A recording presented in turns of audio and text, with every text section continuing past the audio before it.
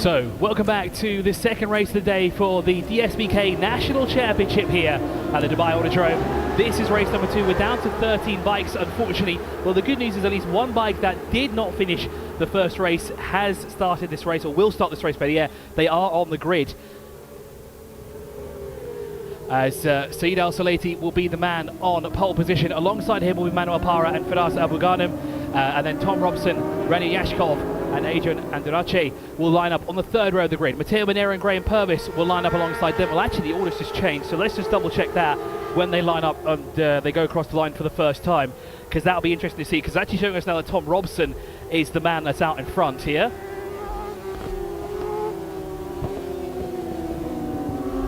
So what we're going to do now as well, we're going to get Mahmoud Tanir on the commentary team with us here. A former champion in the series, unfortunately not racing with us though anymore, is Mahmoud. But it's always great to see you, Mahmoud, and I know that you have been a massive supporter of the series. You're always here to give your expert advice, your opinions on everything, and it's just great to see you here all the time.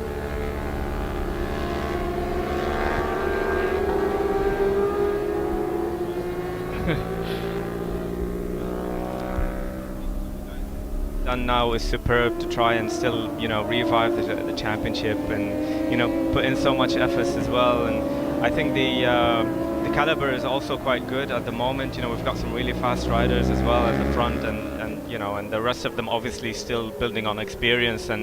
But always happy to come in and support the guys. I've stopped about 3 years ago, but always kind of itching, to be part of the action. But I think it's a great sport, and I hope that fans will come even more and more. It's good to see all the activations from the Autodrome as well. Always great. Yeah, so we're about to get ready for our second race of the day for the DSBK National Championship, but the screen has corrected itself, and then we can see Manuel Parra slotted into the second grid position. On his right-hand side is Firas Abu Ghanem, and on his left is Saeed Al Salati, who will line up alongside him on the front row of the grid. Tom Robson, Ronnie Yashkov, and Adrian Andriche are starting on the row behind them, and a great drive from those two, especially the two rookies, both Tom Robson and Rani Yashkov. A fantastic race they put on. But here we go, we're racing for the second time, and what do you think is going to happen down towards turn 1 here, Mahmoud? Well, I'm hoping a better start from everybody. I mean, things can happen, as always crazy at turn 1, but let's see. It looks like a clean start from everybody else. A great start there from Firas Abu Ghanem. He's already taken the lead away from Saeed as they turn down towards turn 1. Nice and clean, like you said, this time round, but Saeed is right there. But a blistering start there from the Walid Hashimis Racing Team driver. That's a really good start. I think obviously for us we'll have some sort of a challenge now, considering Saeed, but it's great to try and stick to him as good as possible, or as close as possible. We can see Saeed has taken the lead right now. Yeah, he's retaken the lead. It was interesting because Firas Abu Ghanem was all the way to the right, left-hand side of the track. He tried to go around the outside. He started on the right. So that is very interesting. And he kind of slowed down a bit, went to the left of the track and went around the outside of Saeed. And what a great start this has been so far. And look at Manuel Parra, he's really stuck with these two guys here as well. So we're through now, through and onto the back straight before we hit the club link here for our 12-lap race. Unfortunately, Martin Vergenegg not with us, and we're still waiting for an update on Nekrasov as well. We'll get one for you as soon as we can. But for these three riders here, it's been a fantastic start for Saeed Al Salati, Manuel Parra and Firas Abu Ghanem. The two rookies are tucked in behind Tom Robson and Rani Yashkov. They gave us some fantastic racing here. And well, as a former racer yourself, Mahmoud Tanir, you've done this track a number of times. What's the feeling going through these riders' heads at the moment? Because of course, race 2 is the end of the day. The climate has changed, the conditions have changed, and everything like this. It's a different challenge, isn't it? Absolutely. I think at the end of the day, I think every one of them wants to win, and that's always the mentality. At the end of the day, you try to push yourself to the maximum. It's not easy, but it's always good to try and understand the conditions. Usually in the first few laps, this is very important. You don't have a lot of confidence yet with the tires. You're waiting for them to warm properly, and then you start getting that feeling from the front, a little bit from the back, and to try to understand where are the slippery areas, where it's not. But at the same time, you're giving your all from the beginning. I mean, this is a sprint race where usually you don't really relax, so you have to give it 100% from the start. You could always see that there are certain gaps, but the top 3, usually the top 4, are always kind of stuck together, which is good to see. I just heard from the team also that Martin is relatively okay, so there is no, let's say, kind of big injuries of some sort, but surely he's a bit bruised and battered, and the bike is not fully ready. But again, I think especially on the national, the upper section, the first kind of 4 to 5 corners are very, very critical. It's very easy to lose the front there because you carry a lot of speed as well, especially on the edge of the tire, on the front tire. And there's a lot of time where you spend also on the right-hand side of the tire. So once you flick to the left also, you have a cold kind of side, and it's very, very easy to lose the front. These guys are always kind of have these in the back of their minds, so sometimes you're a bit careful, but at the same time you want to build momentum. It's a great battle between Manuel Parra and Firas Abou-Ghanem at the moment, but we're looking a bit further back here. This is the battle between Yashkov and Robson. Now they went all the way to the very last lap of the race here to figure out who's going to be on the top step of the podium in the rookie category and who will be on the third step of the podium in the overall super stock. And again, they've done the same thing. They're constantly changing position. They've gone across the line there with 8/100ths of a second separating the two of them, and here we are down towards turn 1. That is Yashkov on the inside. Wow, that was a close one. Whoa. That was very close. Trying indeed. to stay hard on the brakes there, yeah, but that was a very, very good move. Now that was a heart and mouth moment right there, but as Mahmoud said, it was a very brave and good move as well. That's what we like to see, and that's what we get with the DSBK National Championship. We always see phenomenal racing. Like you said, it's great that we always have battles all over the place. You know, anywhere we look, doesn't matter where the camera pans, we're going to see some sort of battle. We might have Saeed racing off in the distance, but then right behind him we've got a battle. Like the battle at the moment we've got behind one of the Walid Al-Shami's bikes. That is the 73. So that is Mohammed Shamsir, who was also on the podium. He was at the third step of the podium in the rookie category, but he's putting on a really good display here. He's really staying with the pack. Absolutely, and also let's not forget, this is just the start of the season. Usually there's a lot of factors, you know, that these guys start to think about as well. They're not still, you know, acclimatized to the to the change in the weather, and the pace of racing is so different as well, right? Like when you do all the practices before the first race, is always a little bit of a question mark to understand your pace, your opponent's pace, and what you could do. So I think the guys are building up to a really good season. I mean, I could see. It's nice to have all the battles throughout, and again, hopefully we get a lot more guys as well. I mean, I know now that we've got a couple of guys, that they are not racing because of the recent incident, but it looks great. Obviously, Saeed, I could see he has some. Maybe he's on another pace at the moment, so I think if he continues like that, he could definitely probably clinch the first position. So he's extended the lap up front to 5 seconds to the good. We briefly saw a shot there of Adrian there in the 73 leading the rest of the field there behind him. And we got one of the rookies, Mohammed Shamsir, excuse me, in the 39. But now Graham Purvis and Matteo Monero, they've swapped positions, so that's now 9th for Graham Purvis and 10th for Matteo Monero. They've got some close battles looking further down the field, 4/10 of a second separating Adrian and Mohammed. Graham Purvis is only 2/10 of a second, and another 2/10 of a second back is Matteo Monero. Johan Gauss is a bit further down, 9/10 of a second, but remember he was on the podium earlier today in the modified, so let's see what he can do if he can work his way back up the order. And also it's good to mention, race 2 is always a bit complicated because obviously you're a bit still tired, to be honest, physically from race 1. It's more or less always you see a little bit of a slower lap time towards the end of the race, where the physical kind of aspect has, started to come into play. But again, it's a tough sport. I mean, these guys, they have to be on form. They have to be, they have to train properly before the championship. You have to, commit to some sort of training to be always kind of, fit enough to do all the. Even though if it's a sprint race, but at the same time you give it your all. Like there is no room to breathe or to relax, otherwise you're gonna lose your position and even more, right? So kudos to these guys. They're doing a really good job now. Here is Firas Abou-Ghanem and Manuel Parra. They're separated by 3/10 of a second between the two of them. Yeah, it's close. And it's interesting what you said, because also what's an integral part of motorcycle racing is you yourself. You play a very crucial role, because we're seeing this now as they work their way through the corners, especially the ones that are very sharp, because you have to lead into the corners, and that must be one of the most incredible feelings in the world. I do have a motorcycle license, but I've never gone motorcycle racing. I don't think I have the courage to actually do it. I don't think I could lead as much as you guys could do it. I've got to say, it is an important part, right? Because you have to shift your body weight left and right. Absolutely, and these bikes, they're more or less around 165 to 170 kilos. So when you add all that speed on them, and you've got to wrestle them kind of left and right, it's not an easy job. the feeling is just incredible. Once you get used to that feeling and the adrenaline and the speed, it's very really hard to kind of like let go. But again, at the same time, you have to. Shifting your weights is very important, also not just to kind of steer the bike, but also you gauge the angle, you kind of like feel the grip at the same time. There's a lot of factors that come to come into play as well. The faster you get, also the more technically you become stronger. And also some of these guys might be able to use some data, for example, in their practices, looking at what's happening, on the motorcycle side. But at the same time, it is more or less, I would say, an 80% of a rider, and the bike is really 20%.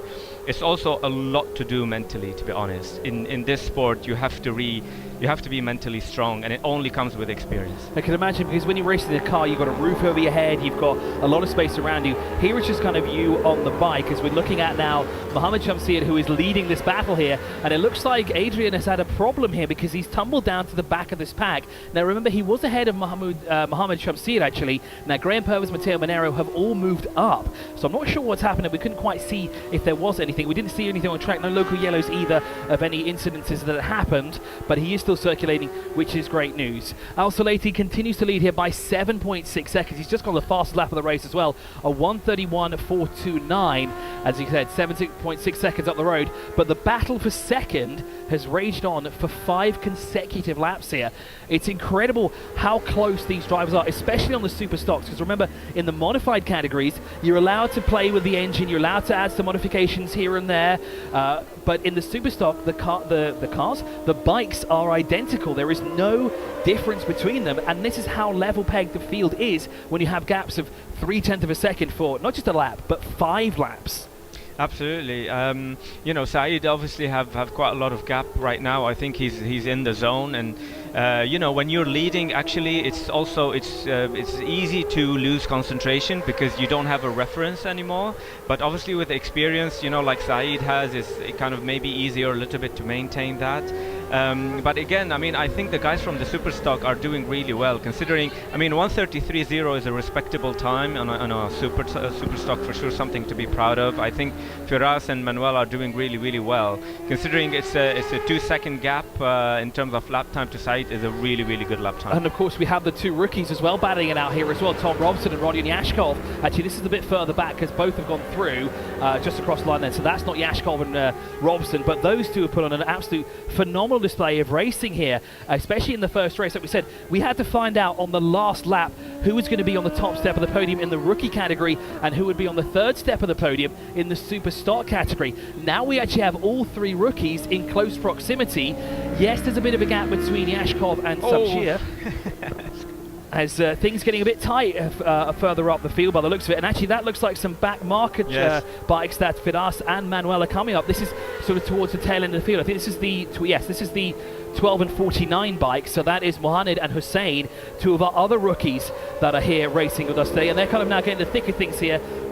Saeed Al Salati's gone through, but now they're having to deal with a battle on track coming through, not just a single rider, and that of course adds to their experience. They're new to the championship, they haven't raced against a lot of these guys, or if any of them at any given time, so this is a great experience for them to learn from some of the best motorcycle riders in the region. I think we're going to have a really good fight, I think, between these two. Looks like Manuel is really trying to catch up and stay close. There's just a couple of laps left, I think, but we might see a really good fight until the checkered flag here, because Manuel is picking up the pace. You can see he's getting really close. There's less than 0.4 of a second right now, so with very similar lap times, if you look at 1:34.1, 1:34.2, so he's right there. It looks to me that he's looking maybe of a strategy of a last lap kind of ding-dong battle there, which is going to be great. I think you're not wrong about that, because we're edging closer there to the club link, and they're looking on the right-hand side. So here is the 51 on the left-hand side of your screen. The 51 that's Graham Purvis. Was that Matteo Monero on his inside? Now Graham Purvis moves up. Now that would be Mohammed Shamsir that was getting past, one of the rookies. There's Purvis, of course. Purvis, a long-standing name in the championship. I think you raced with him in previous seasons. I know honestly, it seems like you were only with us last season. I can't believe that you said it's been 3 years since we last saw you race here at the Autodrome. It's great to have your insights, and of course, you know a lot of these guys very well on track. You've raced with a lot of them. Yeah, I mean, absolutely. Some of these guys obviously have a lot of experience. I think there's a lot of strategies that these guys can use, especially against the rookies, against the newcomers, which you can only build by doing quite a lot of races and such. But yes, Purvis is, he's a great guy. He's always been kind of on form. He's kind of very, he's always looking after. Kind of finishing in the top 5, top 3, top 5 in most cases. So I'm sure he's and he's always very consistent. Like, you don't see him making a lot of mistakes and stuff. So obviously with experience he can manage that. And Monero and what looks to be, is that the 73? Is that Shamsir? No, it would be Shamsir that he's locked in battle with at the moment. Those two really close there, especially through the club link. Less than a motorcycle separating the two of them as they work their way through that sector. But now with Matteo Monero being released from the clutches of Mohamed Shamsir, he's now pushing to the back of Graham Purvis as they come across the line. It will be 4 laps to go for these two when they do come across the line. There was Shamsir in his rookie season here, really mixing it up with some of the old dogs here in the championships. Down towards turn 1 we go again with this battle. There's a few more bikes trailing them in the background. We can see Johan Gauss, who was on the podium earlier today. Adrian is also there after, no, Adrian was on the podium. It was the other Walid Hashemi's bike, the 55 bike, that had the issues in turn 16 and had to retire the bike through there. Now we're looking at, I think that was a 55. No, that was the 73 we were looking at there, because that's at the tail end of the sort of quartet of bikes behind Johan Gauss at the moment as they work their way through Sector 1. Now, you've raced this track a lot. What is the hardest corner on a bike around the national circuit? If it's not the bowl, what is it? I would say, I mean, for me, it's the braking point before the link to the bowl. So. The S chicane, basically, there's a very hard braking point there, and the reason for that is you would want to be braking and leaning at the same time to make the lap time there, and then suddenly you started going uphill, so you lose momentum also quite a lot, so you need to carry speed when you enter that corner while on the brakes.